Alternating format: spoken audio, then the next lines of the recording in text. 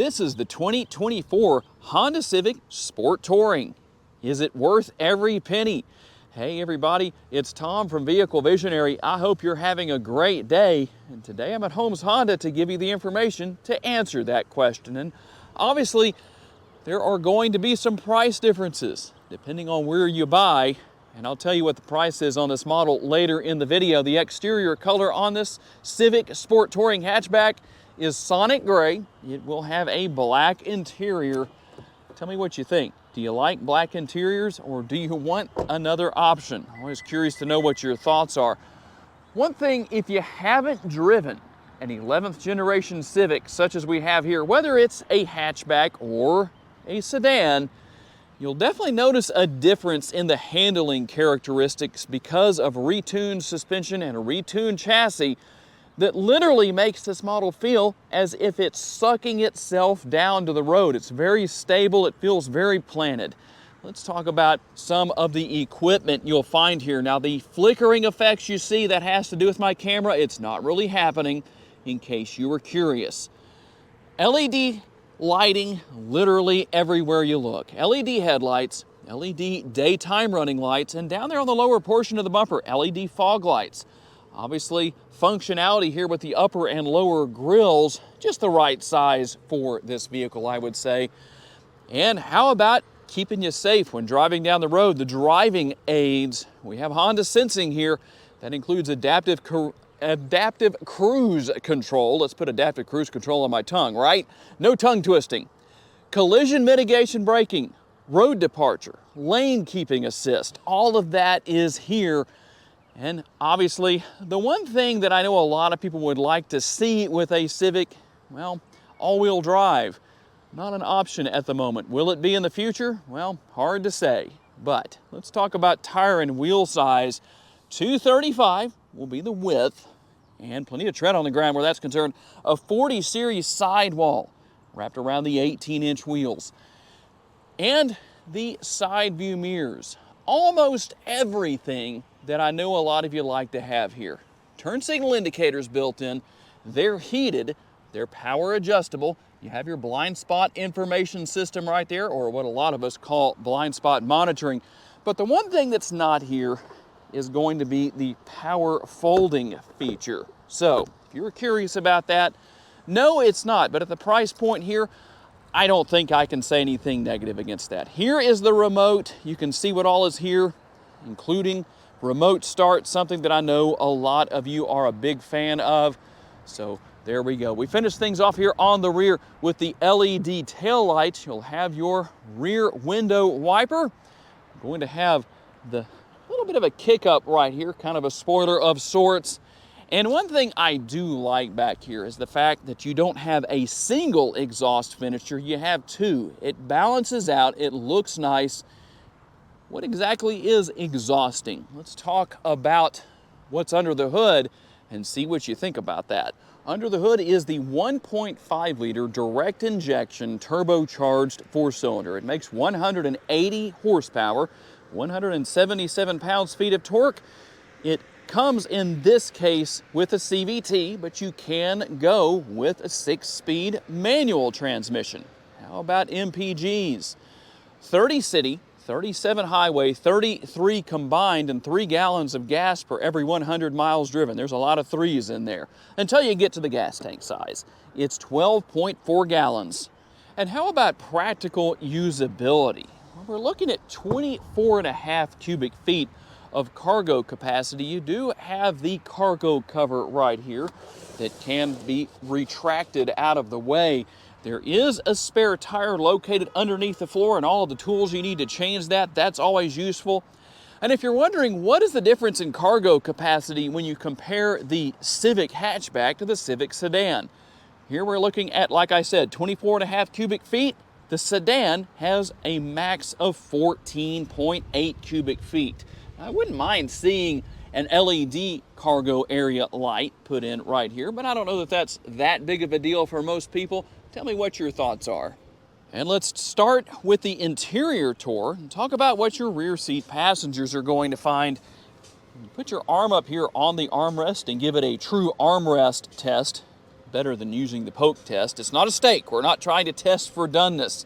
That does seem fairly comfortable. If I put my arm up there, depends on how long your arm's up there, I guess, on how comfortable that remains. And you have the bottle holder. I guess we could also call that a door bin right there. And when we hop into the interior, there is a good bit of space back here for rear seat passengers at 5'10", minus my crazy hair today. Let's see here. I still have some head space. So depending on how you sit, somebody at 6 feet or maybe a little above could still make it back here, I believe. You do have one rear seat pocket. Not sure why there's not one on that side. I don't know if that's a big deal for most people. Now, the one thing at this trim level, it seems you should have air conditioning vents back here, but in all actuality, with an interior of this size, I don't think it's that big of a deal. But you will find the USB ports back here, so that is a good thing. If you had to choose between air conditioning vents or USB ports, I think a lot of people would choose the USB ports. And the fold-down armrest with the cup holders built in. And last but not least, there is a sunroof here. It is conventional size, but if that's what works for you, that's good to have. Not panoramic, at least not at this point. Some of you might want to see that in the future. Don't know if or when that might happen. This does tilt and slide open. Okay, when it comes to knowing if any vehicle is worth every penny, well, obviously you need to know how many pennies it's going to take to buy it. In this case, all those pennies add up to $33,000 even. Let's see what else you get for the price beyond what I've already shown you. And again, that same comfortable armrest right here. We have the contrast stitching as well. Seems like that should be a different color, but I don't know. What do you think about that? I'm always curious to know what your thoughts are. Now, for those who want the largest door bins, the front seat is where you need to be because you will find quite a bit more space on the door bins right here. And while there is a little bit of gloss black, I think that's in a good place because the chances of that fingerprinting up, not too bad. You will find the silver finish on something that shouldn't be gloss black, and it's not, and that's going to be the handle to open the door right there. And here on the Sport Touring hatchback, we'll find power seats for the driver and the passenger. Both are heated, and we'll hop inside. Gonna find plenty of space within the glove box. No gloves, but you will find the wheel lock key within this bag if you ever need to use that spare tire that is available. More connectivity options here. 2 USB ports and a 12-volt power outlet in addition to the wireless charging pad. And in this case, you do have the CVT transmission that mates to the 1.5-liter turbocharged 4-cylinder under the hood. But as I mentioned earlier, if you don't like that, there is the 6-speed manual that you can go with. Driving mode selector, you're going to be able to turn the auto stop-start feature off right here. And power parking brake, brake hold mode, you come to a complete stop when that's engaged, and the brakes do not disengage until you touch the gas pedal again. And there are your cup holders. And for a vehicle of this size, I think that the center console is actually a pretty decent size. You could put 2 arms up there using that lid as an armrest. It is a multitasker. And within the center console, we'll find the removable tray that can actually go in 2 different places or leave that out. There is the space that is within. Quite a bit of space, by the way. And we'll give the camera just a second here to show you what's going on with the upper console. You will find the control for opening and closing your sunroof right there and a sunglass holder. And no surprises here on the driver's side door. You find the additional controls that you would expect to find for controlling all of the windows. If you want to lock all 4 windows, you can use the button right there. Lock and unlock for your doors, and controls for those side view mirrors as well. And if you want to turn traction control off or back on, there you go. You can do that right there. Here's the release to adjust the tilt and telescopically adjustable steering wheel. You do want to make sure to put that back in place before you take off down the road, but you'll probably only make that mistake one time if you do make it. Hopefully you don't. Push button start, no surprises there. And a customizable digital instrument cluster. Very easy to deal with. You can go through and make some changes depending on what you might want to do here. I'm not going to show everything on how to do that, but you can customize the display as you can see right there.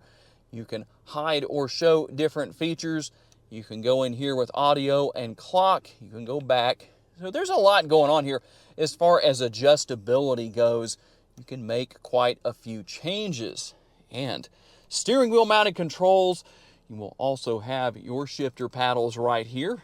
And to control the headlights, taillights, and fog lights, everything right there. And even a multitasking lever. Some of you may or may not know what that's for.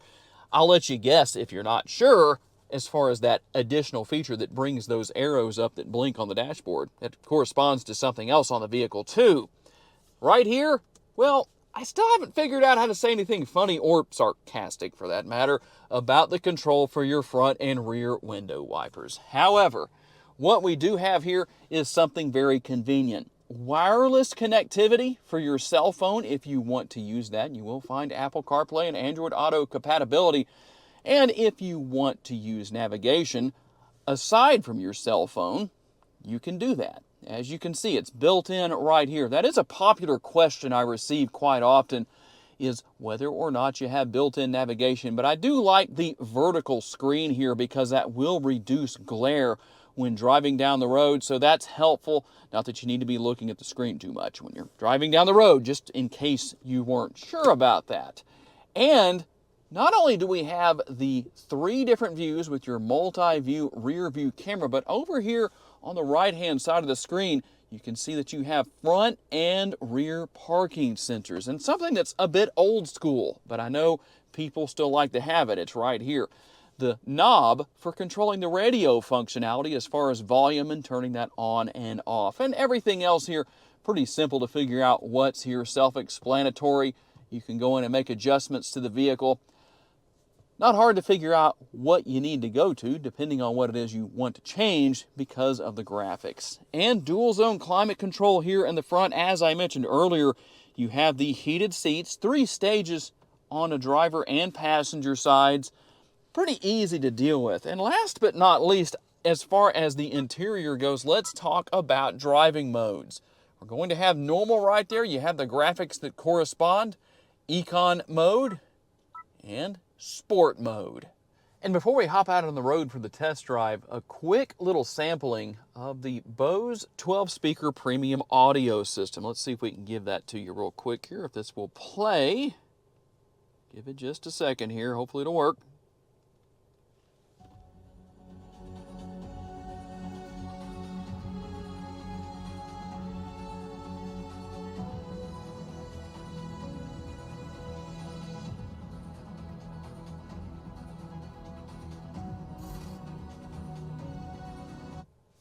Okay, we don't want to go too long with that, but I hope that was a good enough sampling. One thing I know some of you have asked me to do in the past, I'm just trying to make sure I remember. So that's one of the things you're paying for here. You might as well get a chance to listen to it. I just hope my lapel mic picked that up to where it was good enough for you to hear properly. And out on the road for the test drive with this Civic Sport Touring, you really need to drive one of these for yourself because it's just so fun. You might think, 180 horsepower, that's not enough.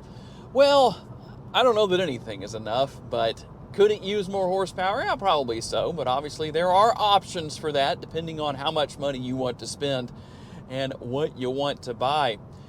But even with 180 horsepower, when you step on the pedal here, this Civic responds very well.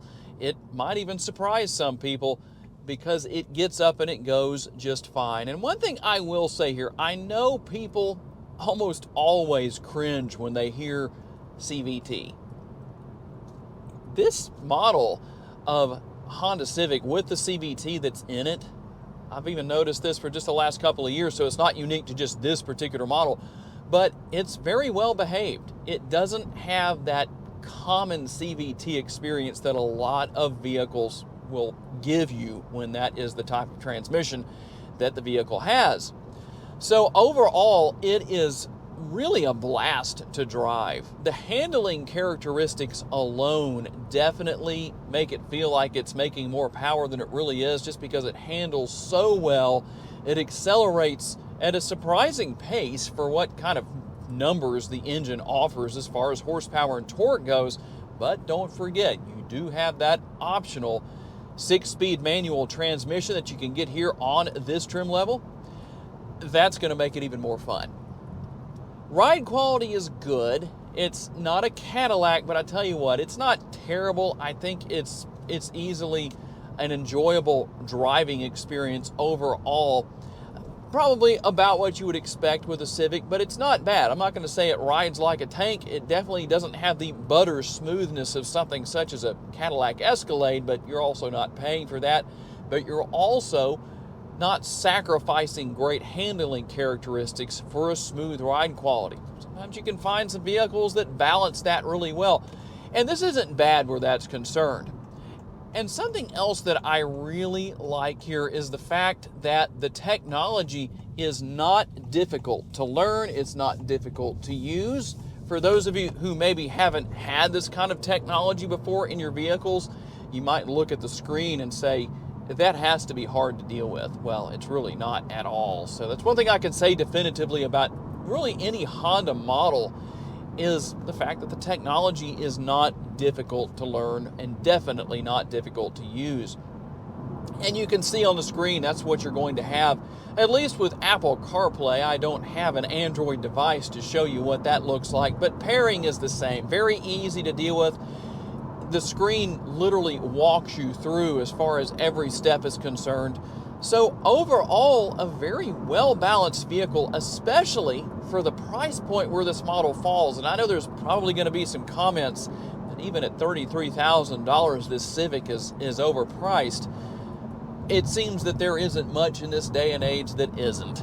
So considering overall prices of vehicles that are out there these days, I think this Civic is fairly reasonably priced. A very enjoyable vehicle to drive. Definitely good for a long road trip. We're going to probably stop every 3 or 4 hours most of the time anyway, and so I think it's great for something like that. Plenty of cargo capacity, quite a bit going for it. But I'm curious to know, is there something that you wish was here that isn't?